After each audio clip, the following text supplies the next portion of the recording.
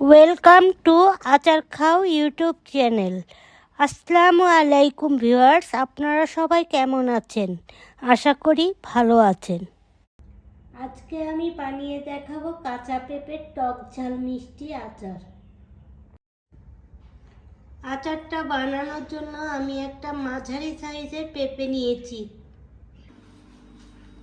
পেঁপের খোসাটাকে ছিলে নিয়েছি। আমি আমার পছন্দ মতো পেঁপেটাকে কেটে নিয়েছি। আপনারা আপনাদের পছন্দ মতো পেঁপেটাকে কেটে নেবেন। পেঁপেগুলোকে হালকা সিদ্ধ করে ছাঁকনি দিয়ে পানিটা ঝেড়ে উঠিয়ে নিলাম।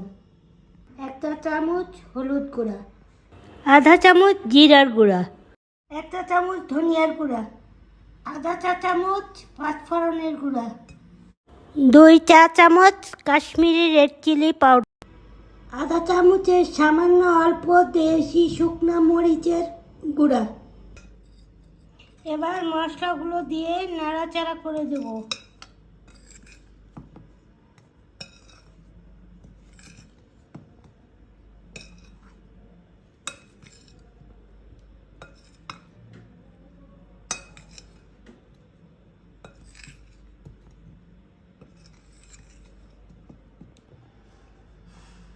এবার এভাবে রেখে দেব 5 মিনিট। 1 চা চামচ বিট লবণ দিয়ে দিলাম, আধা চামচের সামান্য অল্প সাদা লবণ দিয়ে দিলাম, একটা ছোট্ট তেজপাতা, একটা স্টার মশলা, ছোট্ট একটা দারচিনির টুকরা, 3টা লং, 1 টেবিল চামচ আদা রসুনের পেস্ট, 3টা ছোট রসুনকে কুচি করে নিয়েছি, আধা চামচ মেথি, খেজুরের গুড়, চিনি নিয়েছি 5 টেবিল চামচ, লাগলে আরও দেব। আপনারা চিনি এবং গুড়টা আপনাদের পছন্দ মতো নিয়ে নিন।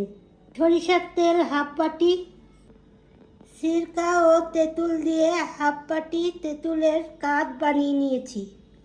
প্যানের মধ্যে সরিষার তেল দিয়ে দিলাম, মশলাগুলো দিয়ে দিলাম। চুলার আঁচ মিডিয়াম টু লো করে নিয়েছি। এখন মশলাগুলো একটু হালকা ভাজা দিব।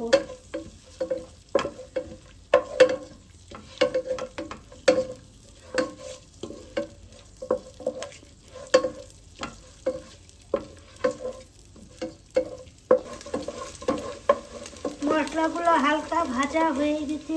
এর মধ্যে মশলা মাখানো পেঁপেটা দিয়ে দিচ্ছি।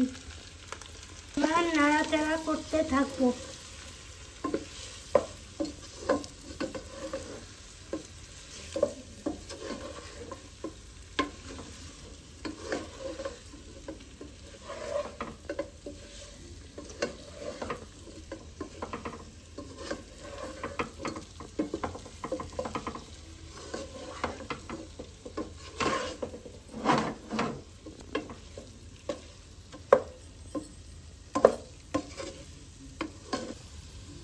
নাড়াচাড়া করা হয়ে গেছে। এর মধ্যে তেঁতুলের মাঠ দিয়ে দিচ্ছি,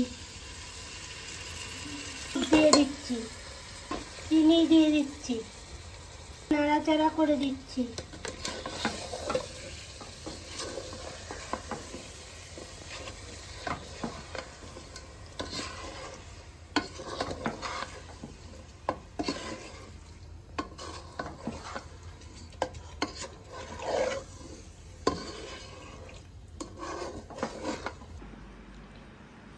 আমি এই উপকরণগুলো দিয়ে আমার নিজস্ব পছন্দ মতো আচারের মশলা বানিয়ে নিব। এই মশলাটা আমি কিভাবে বানাই আগের ভিডিওগুলোতে সেই নিয়ম দেওয়া আছে। আপনারা আমার আচার তৈরির ভিডিওগুলো থেকে এই মশলা বানানো দেখে নিতে পারেন। আচারের মশলা দিয়ে দিচ্ছি।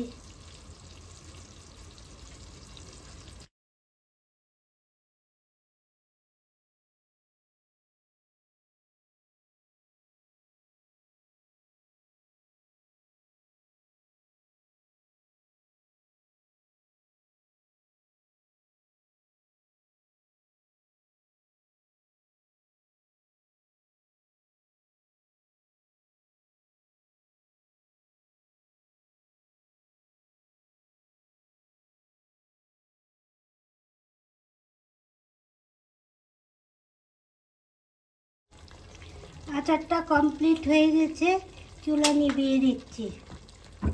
আচারটা ঠান্ডা হয়ে গেছে, আমি একটি কাচের বোতলকে ভালোভাবে পরিষ্কার করে ধুয়ে শুকিয়ে আচারটা ভরে নিয়েছি।